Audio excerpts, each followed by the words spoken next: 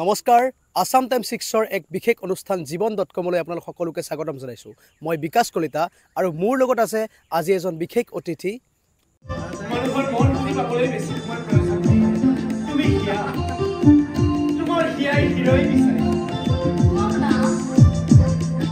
তুমি বাহিৰত ধুমুহা কিন্তু ভিতৰে তোমাৰ অন্তৰখন অতি কোমল পবিত্ৰ আচলতে তুমি বহুত ধুনীয়া হয় মোৰ লগত আছে জীৱন.com-ৰ আজিৰ বিশেষ অতিথি বৰনগৰবাসী নৱপ্ৰজন্মৰ এক অনুপ্ৰেৰণা বুলি ক'ব লাগিব আৰু এখেতৰ নাম হৈছে ৰমেন জ্যোতি ৰায় যেজন বিশেষ সাংস্কৃতিক কৰ্মী আৰু তেওঁ বৰ্তমান নাটকৰ লগত অভিনয়ৰ লগত জড়িত বা নৃত্যৰ লগত জড়িত আৰু তেখেতৰ লগত আমি দুআষাৰমান কথা পাতিম যিজন ব্যক্তি অভিনয় তথা নৃত্যৰ লগত জড়িত আৰু লগতে এজন সাংস্কৃতিক কৰ্মী তো স্বাগতম জনাইছো ৰমেন জ্যোতি ৰায়ক আমাৰ এই বিশেষ অনুষ্ঠান জীৱন.com-লৈ ধন্যবাদ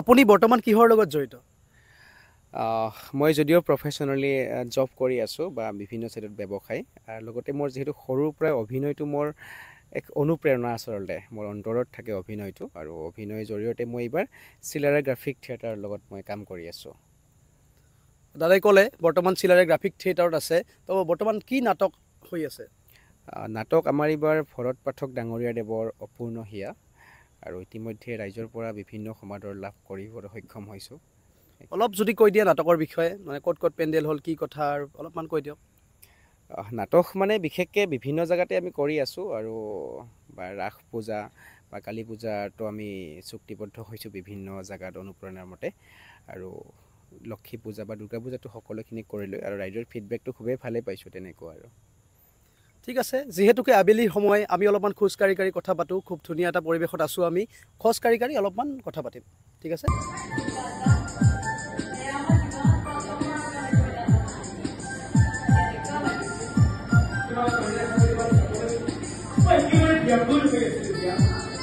আপোনাক যদি মই সুধোঁ আপুনি প্ৰথম অভিনয় জগতলৈ কেনেকৈ আহিলে অভিনয় জগতত আচলতে মই সৰুৰ পৰাই ক্লাছ 10ৰ পৰাই অভিনয় কৰি আছিলোঁ কিন্তু 2017 চনত মই মিনি থিয়েটাৰ এণ্ট্ৰি মাৰিছিলোঁ মা লক্ষ্মী মিনি থিয়েটাৰত তেনেকৈ আৰু সমনে মিনি থিয়েটাৰ মানে বিভিন্ন কিমান বছৰ ধৰি কৰি আছে মিনি থিয়েটাৰ মোৰ এইবাৰ 9 বছৰ ৰানিং 8 বছৰ কমপ্লিট কৰিলোঁ এইবাৰ যিহেতু চিলাৰা গ্ৰাফিক থিয়েটাৰ চান্দামাৰীত কৰি আছোঁ তেনেকুৱা দেখা যায় যে বৰ্তমান মঞ্চত দুই এজন অভিনেতাই সুৰাক মানে এটা বিশেষ স্থান দিছে মানে যেন সুৰা নহ'লে মানে অভিনয় কৰিব নোৱাৰে মঞ্চত ভাল অভিনয় বোলে ভাল নহয় এনেকুৱা আমি দেখিছোঁ বহুত দুই এজন অভিনেতাই সুৰাপান কৰি অভিনয় কৰা দেখা যায় এই বিষয়ে আপুনি কি ক'ব এই বিষয়ত ক'ব লগা হ'লে মই এইটোৱে ক'ম যে সুৰাটো আচলতে য়ং জেনেৰেশ্যনে সকলোখিনি সেৱন কৰে কিন্তু অভিনয়ৰ লগত আচলতে সুৰাটো জড়িত নহয় যে কোনোবাই হয়তো নিজৰ পাৰ্চনেল হিচাপত ল'ব পাৰে যে সুৰা নহ'লে নাটক কৰিব নোৱাৰোঁ এইটো মই আচলতে একচেপ্ট নকৰোঁ কাৰণ কিয় যাৰ অন্তৰত অভিনয় থাকে নহয় তেওঁ আচলতে সুৰা কিয় বিভিন্ন যিকোনো বস্তু হ'লেও তেখেতে অভিনয় কৰিব নোৱাৰে যদি অন্তৰৰ পৰা অভিনয়টো নাহে সেইটো আৰু আপোনাক যদি মই সুধোঁ আপুনি সুৰাপান কৰে নে নকৰে তেনেকৈ অকণমান ক'বলৈ অসুবিধা হয় মোৰ বিশেষকৈ নহয় কিন্তু অকেজন লৈ কেতিয়াবা বিশেষকৈ তেনেকুৱা আৰু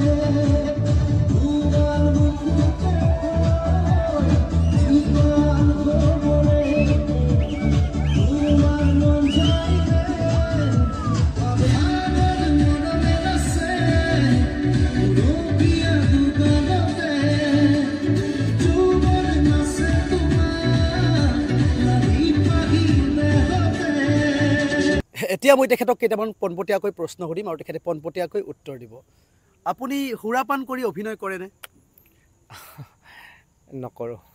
নকৰে বুলি কৈছে আপোনাৰ প্ৰিয় ৰং কি প্ৰিয় ৰং মোৰ ক'লা আপোনাক যদি সুধোঁ অসমৰ প্ৰিয় কণ্ঠশিল্পী কোন কণ্ঠশিল্পীটো জুবিন গাৰ্গৰ বাদে যদি কওঁ কাৰণ সকলোকে সুধিলে জুবিন গাৰ্গ বুলিয়ে ক'ব আমি যদি জুবিন আৰু অংগৰাগ পাপন মহন্তক বাদ দি সুধোঁ বৰ্তমান নৱপ্ৰজন্মৰ আপুনি কাক ক'ব মই নৱপ্ৰজন্মক শংকৰ ৰাজকোঁৱৰ আপোনাৰ প্ৰিয় অভিনেত্ৰী কোন প্ৰিয় অভিনেত্ৰীটো সৰুৰ পৰা যাৰ অভিনয় চাই আহিছোঁ বৰষা ৰাণীৰ বিষয়ে মই নামটো আগত ল'ম প্ৰিয় অভিনেতা প্ৰিয় অভিনেতা ৰবি শৰ্মা যতীন বৰা আৰু ৰবি শৰ্মাৰ ভিতৰত যদি সুধো আপুনি কাক প্ৰিয় বুলি ক'ব?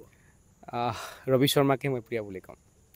ভ্ৰাম্যমান জগতৰ এগৰাকী নাট্যকাৰ অভিজিৎ ভট্টাচাৰ্যৰ নামটো সকলোৱে জানে আৰু ৰাজদ্বীপ, আপুনি দুয়োজনৰ ভিতৰত কোনজনক প্ৰিয় আপোনাৰ?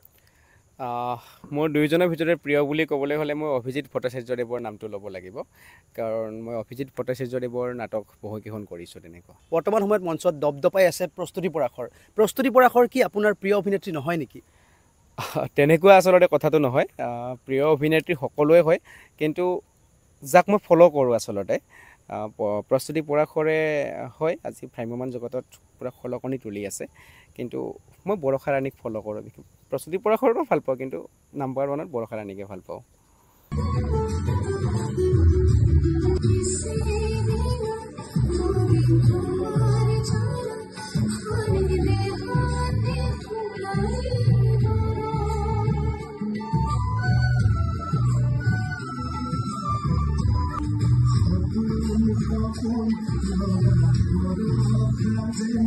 ঠিক আছে, আমি এতিয়া আপোনাৰ অলপমান ব্যক্তিগত জীৱনলৈ যাম। মই যদি আপোনাক সুধোঁ আপোনাৰ ঘৰত কোন কোন আছে? ঘৰত মোৰ মা দেউতা আৰু মোৰ মিছেছ, বাচ্ছা এটা আছে। সকলোৱে গম পালে ৰমেন জ্যোতি ৰায় ইতিমধ্যে বিবাহপাশত আবদ্ধ হৈছে, বিয়া পাতিছে, গতিকে কোনো ছোৱালী আশা কৰি লাভ নাই। এতিয়া আপোনাক যদি সুধোঁ লাভ মেৰেজ হৈছিল নে এৰেঞ্জ মেৰেজ হৈছিল? একচুৱেলি লাভ মেৰিজে হ'ব, কাৰণ বহুত সৰুতে বিয়া পাতিলোঁ। বহুত সৰুতে বিয়া পাতিছে তেখেতে, লাভ মেৰেজ হৈছিলে বুলি কৈছিলে। আপুনি ইতিমধ্যে ক'লে যে আপুনি সৰুতেই বিয়া পাতিছে। এই সৰুতেই বিয়া পতাৰ ফলত আপোনাৰ কেৰিয়াৰত কিছু বাধা অহা নাইনে? আপুনি কি ক'ব এই বিষয়ে? আচলতে ডাঙৰ প্ৰশ্ন এটা কৰিছা। বাধা আচলতে হয়, মানুহৰ জীৱনত বাধা বহুতখিনি থাকে, আৰু ঠিক তেনেকৈ মোৰো আহিছিলে, টাৰ্ণিং পইণ্ট বহুত আহিছিলে। আৰু সৰুতে মই ষ্টাডি কৰি আছিলোঁ, তেতিয়া মই সোনকালে বিয়া পাতিব লগা হ'ল, আচলতে প্ৰেমৰ কাৰণে। আৰু তেনেকৈ বহুতখিনি বাধাৰ মাজতো মই জীৱনত সেনেকৈ আগুৱাই গ'লোঁ, আৰু আজি ৰমেন হ'বলৈ হ'লে মই বহুতখিনি কষ্ট কৰিছোঁ, আৰু তেনেকুৱা বহুতখিনি কষ্টৰ ফলতহে মই আজিৰ পজিশ্যনটো পাইছোঁ, তেনেকুৱা আৰু। তেনেহ'লে সৰুতে বিয়া পতাৰ ফলত নিশ্চয় আপোনাৰ কেৰিয়াৰত একো বাধা অহা নাই, আৰু নিশ্চয় কিবা লাভেই হৈছে তাৰ ফলত। তেনেকুৱা আচলতে মই বাধা বুলি ভবা নাই। আচলতে যদি আমি ধনাত্মক দিশৰ পৰা চাওঁ, আমাৰ প্ৰত্যেকটো সমস্যাই আচলতে আমাৰ সৰু হয়। যদি আমি ভাল চকুৰে দি চাওঁ, তেনেকৈ বাধা আহিছিলে, কিন্তু বাধাখিনিক মই আওকাণ কৰি মই জীৱনত আগুৱাই যোৱাৰ কাৰণে চেষ্টা কৰিছিলোঁ। গতিকে এজন সফল প্ৰেমিক বুলি ক'ব লাগিব ৰমেন জ্যোতি ৰায়ক।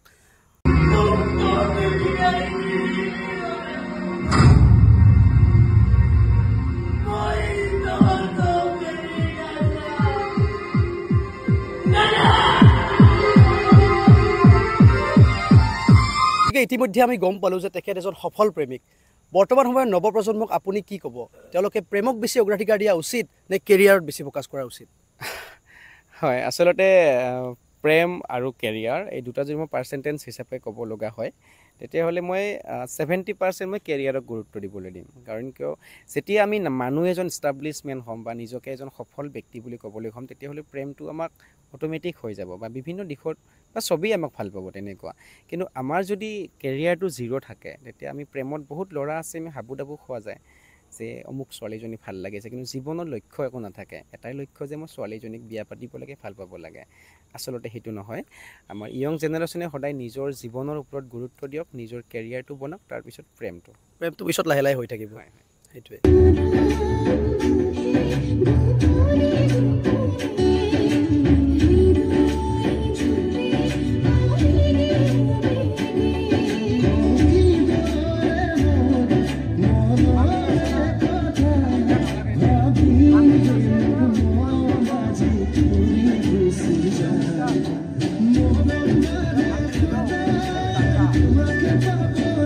বৰ্তমান যিহেতু আপুনি মিনি থিয়েটাৰৰ লগত জড়িত হৈ আছে, আমি গম পাইছোঁ 8-9 বছৰ হৈ গ'ল। ভৱিষ্যতৰ আপোনাৰ পৰিকল্পনা কি? ভ্ৰাম্যমানত যোৱাৰ কিবা?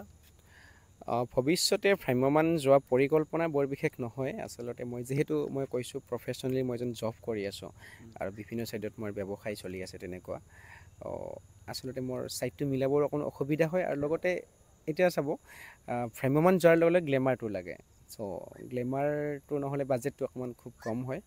যদি এটা বিগ বাজেট পাওঁ, নিশ্চয় ভৱিষ্যতে ভ্ৰাম্যমান যোৱাৰ এটা আশা আছে। এতিয়ালৈকে ভ্ৰাম্যমানৰ পৰা কিবা অফাৰ পাইছা নেকি? বিচাৰিছিল নেকি দলে? ভ্ৰাম্যমানৰ পৰা অফাৰ পাইছিলোঁ, মই যোৱা বৰ্ষতো পাইছিলোঁ বা তাৰ আগতো পাইছিলোঁ, কিন্তু বাজেটৰ অকণমান খেলি মেলি হোৱাৰ কাৰণে যোৱা নহ'ল। অসমীয়া বোলছবি বা এলবাম বা চিৰিয়েলত কিবা অভিনয় কৰাৰ কাৰণে আপোনাৰ মানে এই বিষয়ে কি ক'ব ইচ্ছা আছে নেকি? বিশেষকৈ অসমীয়া ফিল্ম ইণ্ডাষ্ট্ৰীত বা চিনেমা চিৰিয়েল কৰিবলৈ ইচ্ছা আছে। এইটোত আচলতে মই বাজেটটো লাগি নাথাকোঁ, যদি অফাৰ পাওঁ নিশ্চয় গুচি যাম। ভৱিষ্যতে নিজাকৈ কিবা নাট্যগোষ্ঠী খোলাৰ আপোনাৰ সপোন আছে নেকি? আচলতে এইটো তুমি খুব ভাল প্ৰশ্ন কৰিলা।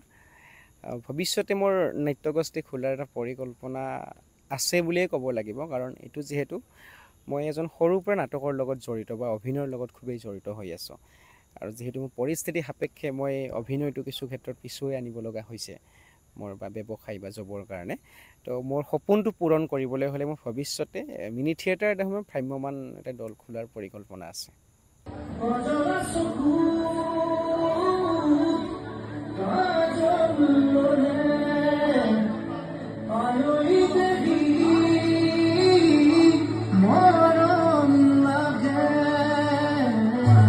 ৰমেন জ্যোতি ৰায়ৰ জীৱনত প্ৰেম কিমানবাৰ হৈছিলে? প্ৰেম হৈছিলে আৰু স্কুল লাইফৰ পৰা টুকটাককৈ চলি আছিলে আৰু। বৰ্তমানৰ পত্নী আপোনাৰ কেই নম্বৰ প্ৰেয়সী আছিলে? নম্বৰ বুলি ক'বলৈ অসুবিধা হয়, কিন্তু তথাপি কৈ দিয়ক, আজি লাজ কৰিব নালাগে, ভয় কৰিব নালাগে, পত্নীয়েও চাগে চাই আছে ভিডিঅ'টো, কৈ দিয়ক, একো নহয়। 2 নম্বৰ। 2 নম্বৰ। কোনোবাই কাৰোবাক অন্তৰ ভৰি ভাল পোৱাটো একো পাপ সকলো কথাখিনি শুনি মোৰ এনেকুৱা লাগি গ'ল সি আচলতে শত্ৰু নহয়, আপোনাৰ ব্যস্ততাপূৰ্ণ জীৱনৰ কিছু সময় হ'লেও আমাক দিয়াৰ কাৰণে আপোনাক বহুত বহুত ধন্যবাদ জনাইছোঁ। লগতে জীৱন.com এজন বিশেষ আলহী হোৱাৰ কাৰণে আপোনাক ধন্যবাদ জনাইছোঁ। কিবা ক'ব? আপোনালোককো ধন্যবাদ জ্ঞাপন কৰিছোঁ, আছাম টাইমছ 6, আৰু লগতে আপোনালোকে মোক নিমন্ত্ৰণ কৰি এইখিনি কোৱাৰ সৌভাগ্য হোৱাৰ বাবে ধন্যবাদ।